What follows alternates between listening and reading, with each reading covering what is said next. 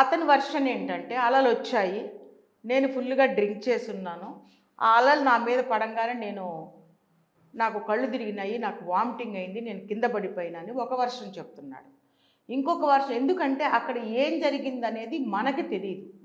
ఆ అమ్మాయి సుదీక్ష అనే అమ్మాయి ఏమైంది అనేది జాషువాకు మాత్రమే తెలుసు, ఎందుకంటే ఎవ్వరికీ తెలియదు.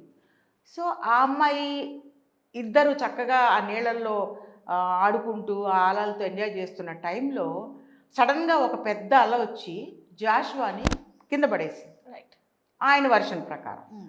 నెక్స్ట్ ఈ అమ్మాయి ఏమైంది అనేది అక్కడ సీసీ ఫుటేజెస్లో కానీ ఎక్కడ ఏమీ కనిపించట్లేదు. ఒకవేళ మనం అనుకున్నట్టు ఈ అబ్బాయి తప్పించుకొని ఒడ్డుకు పడిపోయి ఆ అమ్మాయి సముద్రంలో కొట్టుకుపోయింది అనుకుందాం, 15 రోజులు మనకి అవుట్పుట్ రావాలి.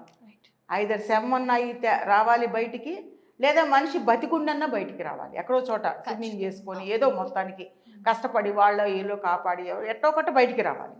అది లేదు, ఇది లేదు. అంటే ఇప్పుడు ఆ అమ్మాయి చనిపోయిందా లేదా అనేది ఎవ్వరు చెప్పలేకపోతున్నారు. ఆ చుట్టుపక్కల దరిదాపుల్లో కూడా ఉన్నారు కానీ మనుషు సంచారం ఉంది, కానీ ఆ అమ్మాయి యొక్క మరణాన్ని కానీ ఆ అమ్మాయి సముద్రంలో కొట్టుకుపోవడం కానీ ఎవ్వరూ చూడలేదు.